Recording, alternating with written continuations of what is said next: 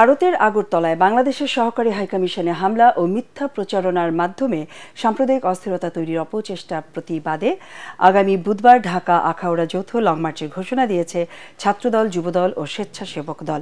নয়াপল্টনে দলের কেন্দ্রীয় কার্যালয়ে যৌথ সংবাদ সম্মেলনে কর্মসূচি ঘোষণা করেন যুবদল সভাপতি এম মোনায়েম মুন্না। এ সময় তিনি অভিযোগ করেন, ভারতীয় গণমাধ্যম অব্যাহতভাবে অপপ্রচারের মাধ্যমে বাংলাদেশের সাম্প্রদায়িক সম্প্রীতি বিনষ্টের চেষ্টা চালানো হচ্ছে। তার দাবি, গণহত্যাকারী শেখ হাসিনা ও তার দোসরদের আশ্রয় দিয়ে ভারত ভিত্তিহীন সংখ্যালঘু নির্যাতনের প্রচারণা চালিয়ে বাংলাদেশের মানুষের বিপক্ষে অবস্থান নিয়েছে।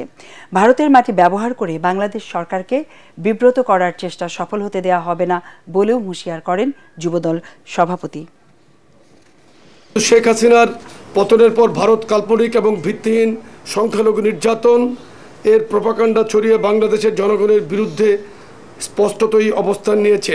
শেখ হাসিনাকে ভারতের মাটি ব্যবহার করে বাংলাদেশের ছাত্র জনতার সরকারকে বিব্রত করার সুযোগ দিয়েছে। ভারতের কোনো নৈতিক অধিকার নাই বাংলাদেশের অভ্যন্তরীণ বিষয়ে মন্তব্য করার। ভারতীয় আগ্রাসনের বিরুদ্ধে আমরা জনগণকে ঐক্যবদ্ধ করে আমরা ঢাকা থেকে আগরতলার অভিমুখে আখাউড়া পর্যন্ত আমরা লং মার্চের ঘোষণা দিচ্ছি।